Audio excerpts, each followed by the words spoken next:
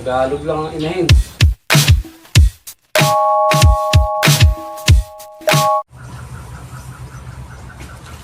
Init.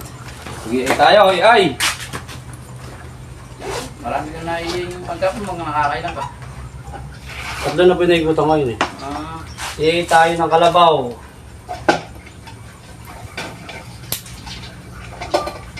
malamig yan o may... Malamig, malamig. Liquid nitrogen po. Balukok, ang palit. Palit na yan, no? Oo.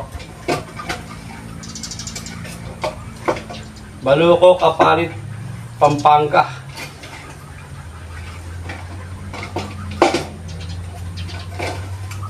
Bupalo. Po.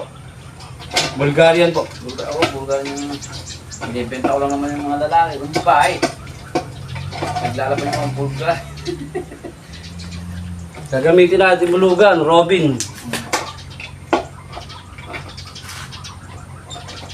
Ito siya, bupalo lang, no? Yung At- tinutusok natin, ano? Bulgarian din po yan. Yan, itong natusok mo na ito. Robin ang gamit natin bulugan. Maganda siguro yung bulugan mo, ano? Maganda-ganda raw po. Galing sa Philippine Carabao Center din.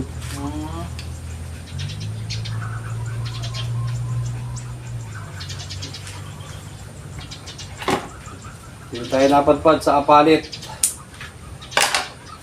Kahit hindi lang ang similya, no? Okay lang po siya. Tutuloy na sa ano yan. Nakakailang anak na po sa iyan. Ito na, ay 8. Isang anak na lang AI.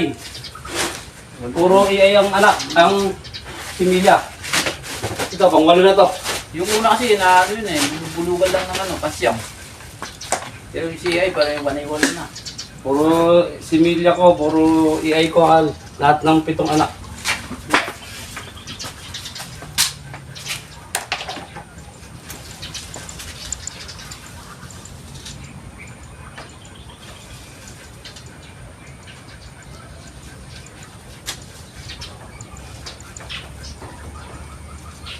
Tagalog lang ang inahin.